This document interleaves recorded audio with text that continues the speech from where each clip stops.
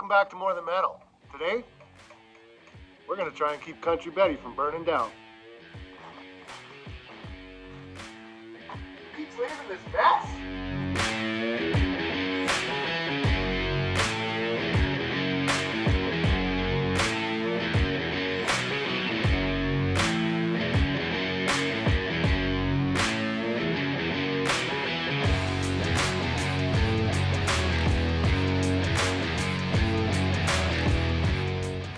All right, guys, today's the day we take up the safety aspect of this old girl. As good as she's running, she does have a couple concerning issues that probably need to be taken care of. We need to fix this this gasket leak on the valve cover.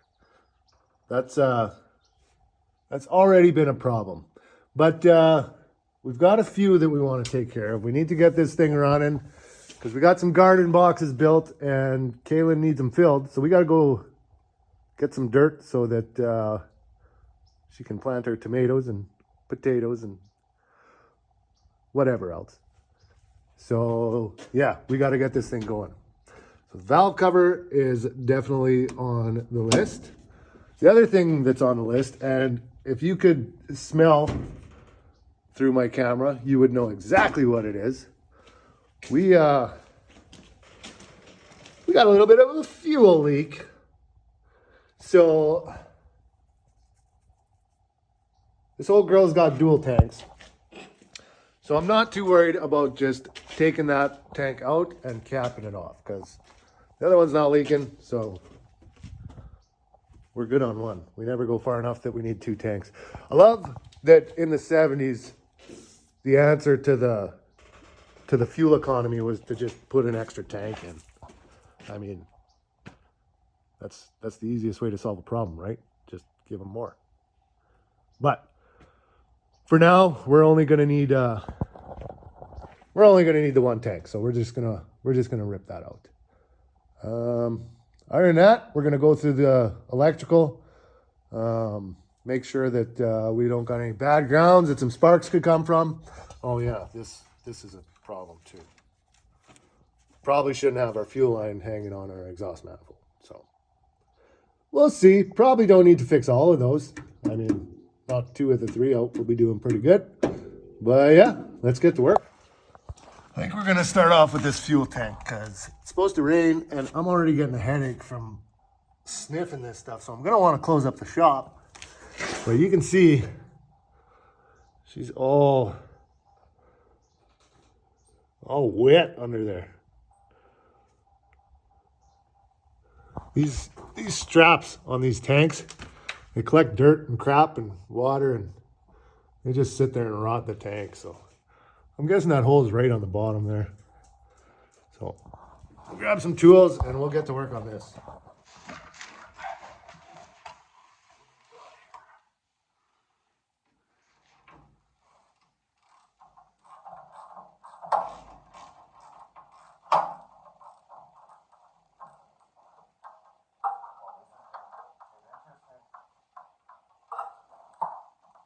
Oh, yeah, there's the hole. We got a problem now.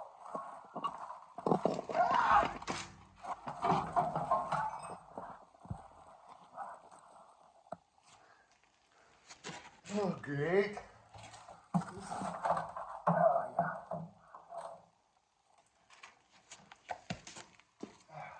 What's super important is to be fully prepared when you're working with volatile chemicals. What, do we just drain 20 gallons like this? What's our plan here? Oh, look at how bad that gas is. Oh. Make a puke. Okay, Jeremy, we gotta figure out a better plan here. We gotta just sit here and do this.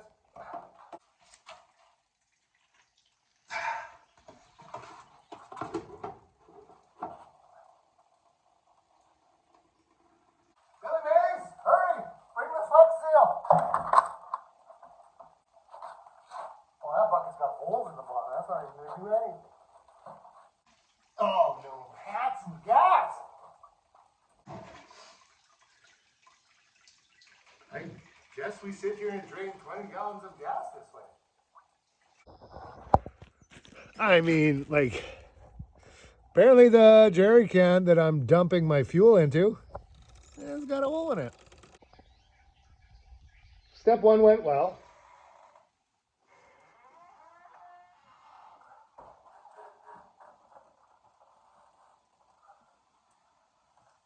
My pension. This probably won't work.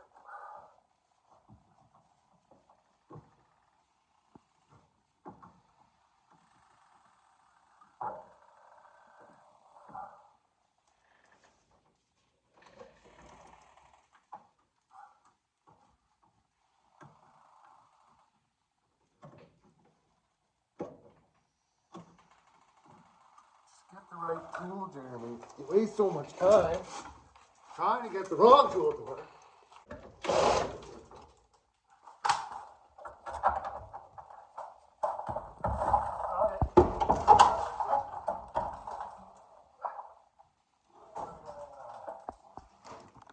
Clip that for now. Well, that's about as much struggle as you're ever going to see for a gas tank removal, but it's out. So on to the next. All right, so now that the tank's out, I got a fresh pair of clothes on and I think lost consciousness for a couple minutes. We can get to work on these valve cover gaskets. So pop these off quick. I think once we have it off, we'll maybe take a look at the rockers. Make sure we don't have anything loose. Not hearing any ticking or anything like that, so I'm not expecting to see anything. But all right, so we went through all our rockers, rotated it over a couple times, made sure everything looks good. Just gonna clean it up, throw some RTV on those valve covers, and put it back together, and that's about it for this. Not much to it.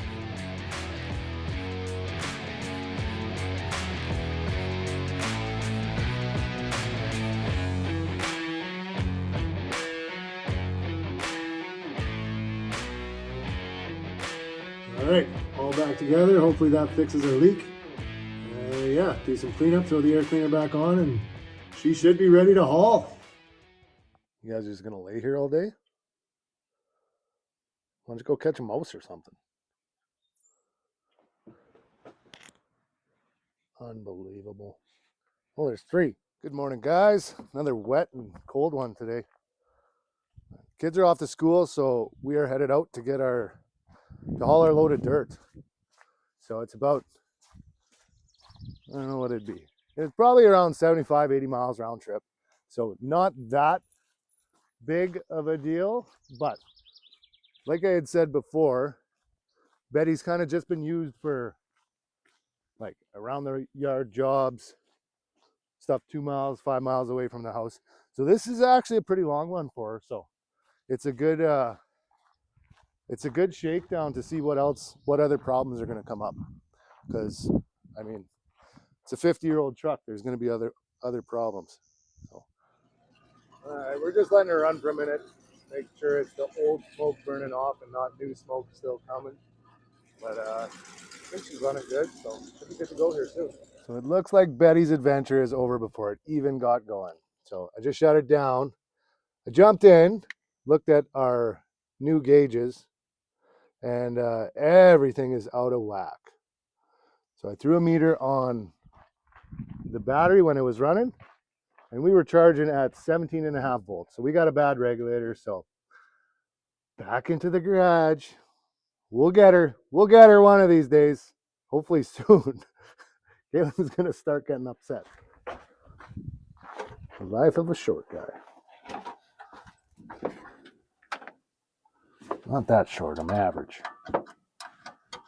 Look it up. I'm right there.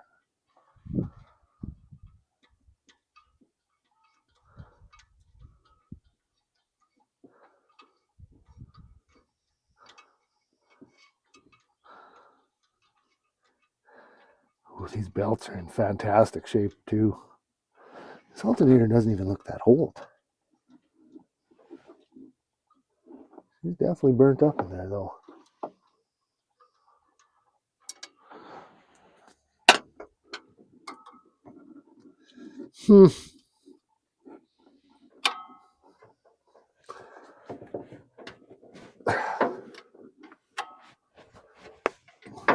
Oh, that was a good elbow pop. Whew.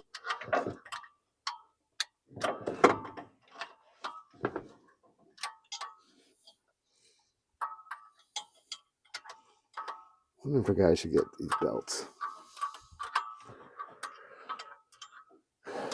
Nah. Got at least 6 miles left in those. Maybe 7.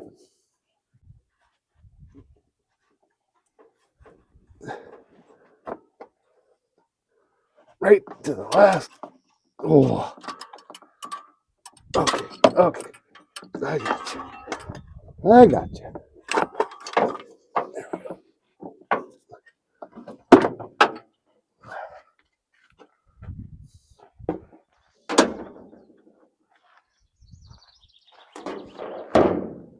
All right, guys. Looking like we need to run into town for some parts, so we'll head in, do that. Hopefully, make it back in time to still get something accomplished today.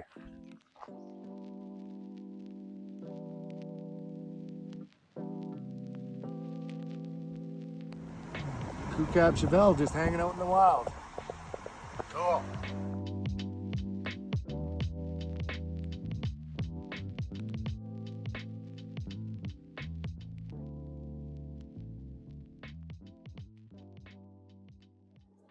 All right, brand new AC Delco alternators in there. Took it apart, and not only was that regulator burnt up, but so was the resistor and so was the brush holders. So we just went ahead and got a new unit. We'll get the core charge back for that old one. We also got our droopy fuel line changed, so it's not hanging on the exhaust manifold anymore. Still doesn't look very good, but it's good enough for now. And you might notice that the old valve covers are back on. And that's because after I shut it down, I noticed that it was leaking in the exact same spot over here. New gaskets, new RTV, and still leaking. So my $20 Temu valve covers had a little kink in them, and they're no good. Imagine that. But we got her back together now, and I think we're good. So if we're being honest, we're actually a couple days in the future now. We had to get that dirt in, so farm truck came to the rescue again, and yeah, that job's all done. So Betty missed her first chance at work, but hey, that means we get a little bit of time to just go out and cruise it, so we'll go do that now.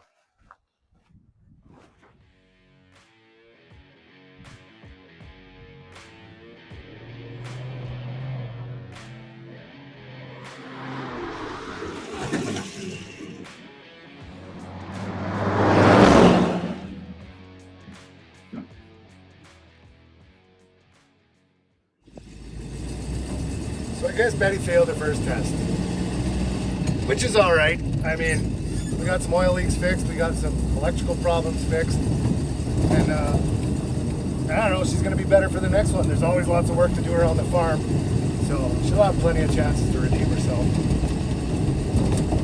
I mean, unless you're going to put these old girls up on jack stands, throw them on the rotisserie, and do it from top to bottom, you're always going to run into problems. You're always going to have to change the plan.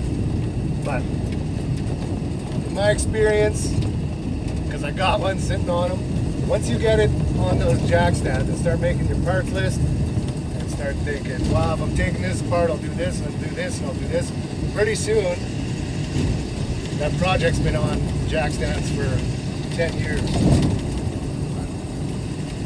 Personally, I like to enjoy them a little bit more, fix them as we go. To each their own, I guess. That's going to be it for this video. So hope you guys liked it. If you don't mind, like, subscribe, hit that little bell icon so you get notified when we have new videos out. And yeah, appreciate you guys tagging along. Until next time.